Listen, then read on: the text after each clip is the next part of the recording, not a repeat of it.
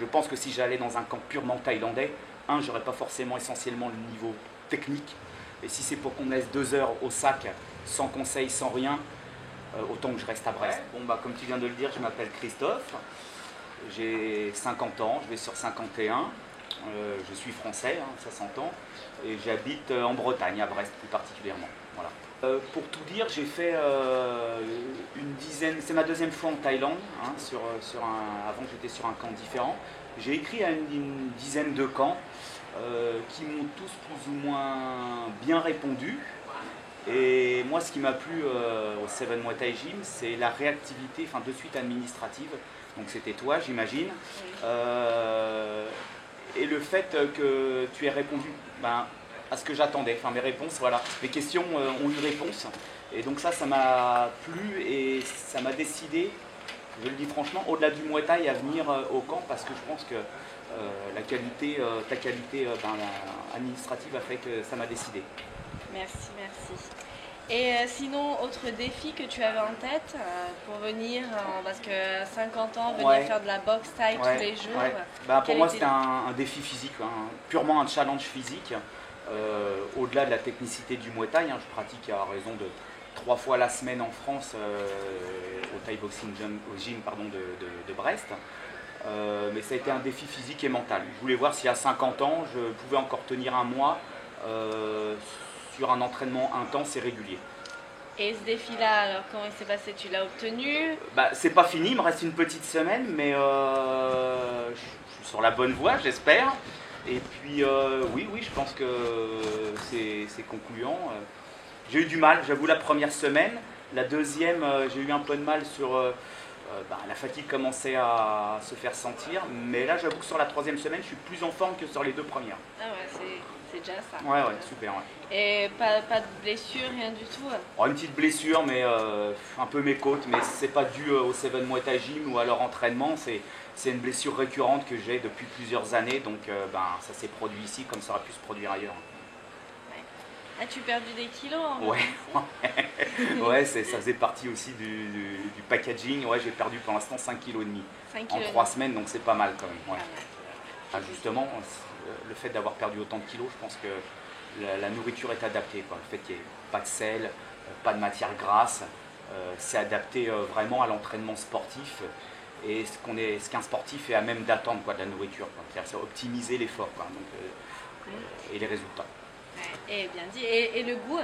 Le goût, écoute, moi ça a été. J'ai jamais eu de problème avec la nourriture. Alors évidemment, ça peut paraître un peu parfois sec ou etc. Mais je suis ici dans un objectif, donc non, franchement, c'est parfait. Je pense que justement, le fait d'avoir des jeunes autour de moi, c'est motivant. Le fait est que ça me force à me dépasser. Peut-être que si j'étais avec des personnes de mon âge ou un peu plus âgées, concernant le Muay Thai, ça risque d'être difficile, mais je ne serais pas autant dépassé. C'est un vrai challenge, le fait d'avoir des jeunes autour de soi qui se donnent. On voit bien, les gens sont ici pour travailler. Moi, je tiens à saluer quand même dans cette interview, j'ai dit ta première qualité, c'est le contact. La qualité de Roberto, de discipline qu'il impose dans le camp et de charisme qu'il a. On sent que quand il est là-haut, au training, l'ambiance est au travail. Et moi, ça me plaît. Et la disponibilité de Mathias et de Carlos dans le fait de conseiller les gens, entre autres comme moi, sur les basiques et d'avoir un retour sur les basiques Muay Thai, c'est parfait, parce qu'on ne peut que abonder dans le sens de progresser, parce qu'on ne peut pas être conseillé par des champions et dire je m'en fous. Donc voilà, donc ça franchement c'est parfait.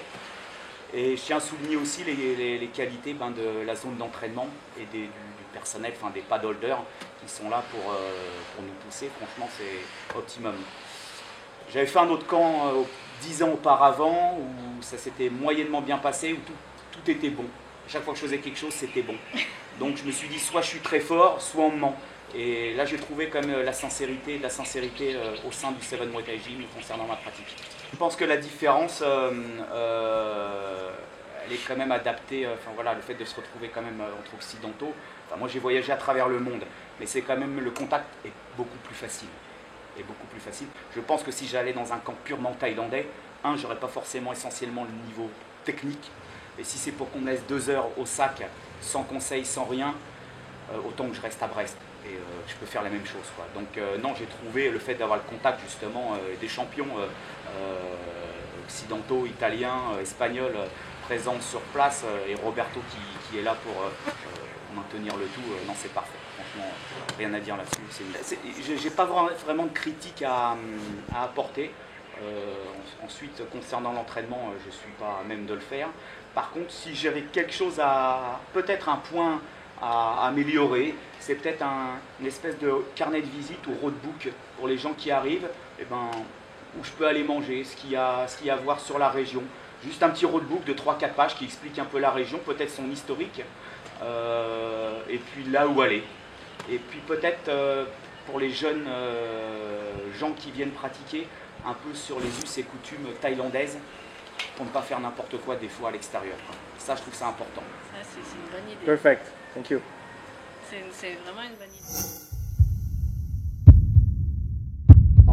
idée.